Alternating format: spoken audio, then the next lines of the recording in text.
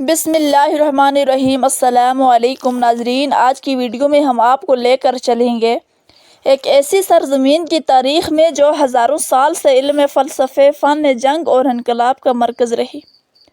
جی ہاں، ہم بات کر رہے ہیں ایران کی۔ آئیے وقت کے پردوں کو ہٹاتے ہیں اور دیکھتے ہیں کہ ایران کیسے وجود میں آیا، کیسے اس نے دنیا کی عظیم تہذیبوں میں اپنا نام بنایا اور آج کا ایران کس مقام پر کھڑا ہے۔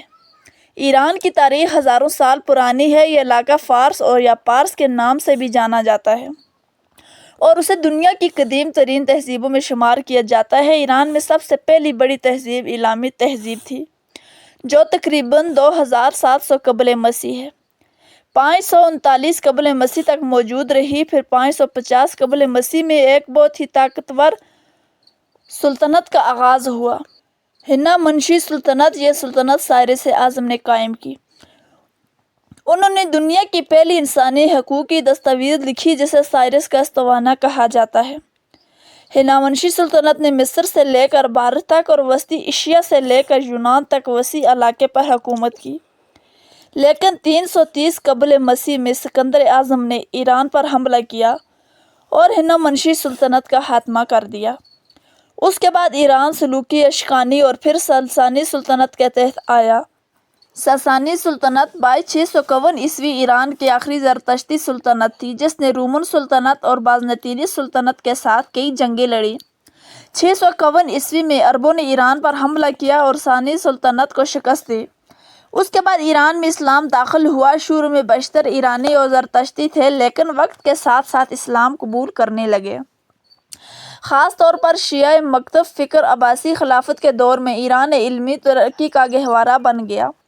ابو ریحان البیرونی، عمر خیام، فردوسی اور ابن سینا جیسے عظیم سائنسدان، فلسفی اور شاعر اسی دور میں پیدا ہوئے۔ لیکن سیاسی طور پر ایران میں مختلف خاندان آتے گئے، صفاری، طاہری، سامانی، غزنوی اور پھر سلجوقی۔ ایران کی تاریخ میں ایک نیا موڑ آیا جب صوفی سلطنت قائم ہوئی۔ سلطنت نے ایران کو شیعہ اسلام کا مرکز بنا دیا۔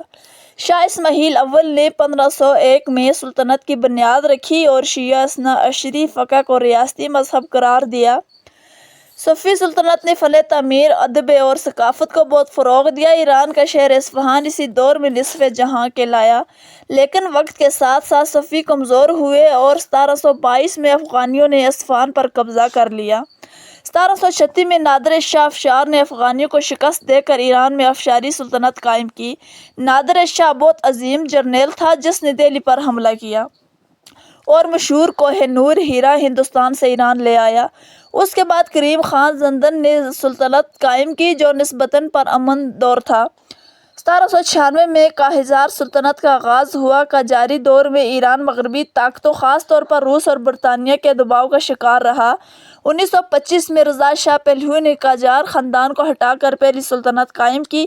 اس نے ایران کو جدید خطوط پر استوار کرنے کی کوشش کی، اسکول، ریلوے، لباس اور مغربی قوانین، لیکن ان کی پالیسیوں سے دینی طبقات ناراض ہوئے۔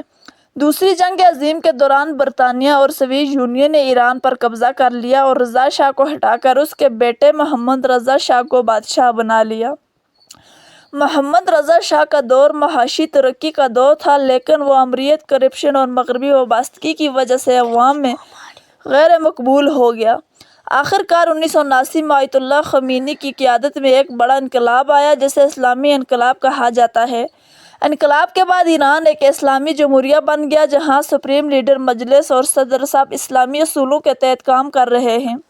آیت اللہ خمینی 1999 تک ایران کے سپریم لیڈر رہے۔ 1980 سے 1988 تک ایران اور عراق کے درمیان ایک خونی جنگ ہوئی جس میں لاکھوں لوگ مارے گئے۔ آج کا ایران سائنس، ٹیکنالوجی، دفاع اور سیاست میں اہم مقام رکھتا ہے لیکن ساتھ ہی اسے مغربی پابندیوں اور عالمی تنازعات کا بھی سامنا ہے۔ ناظرین، ایران کی تاریخ صرف جنگوں یا بادشاہوں کی کہانی نہیں بلکہ یہ فن، ادب، مذہب اور تہذیب کی ایک عظیم داستان ہے۔ یہ ایک ایسی سرزمین ہے جس نے دنیا کو ابن سینا، فردوسی، حافظ، خیام اور خمینی جیسے عظیم لوگ دیے۔ اگر آپ کو یہ ویڈیو پسند آئی ہو تو لائک، سبسکرائب اور شیئر کرنا نہ بھولیے، ہم آپ کے لیے مزید تاریخی ویڈیوز لا سکیں۔ ملتے ہیں اگلی ویڈیو میں ایک اور عظیم قوم یا تہذیب کی کہانی کے ساتھ۔ تب تک کے لیے اللہ حافظ۔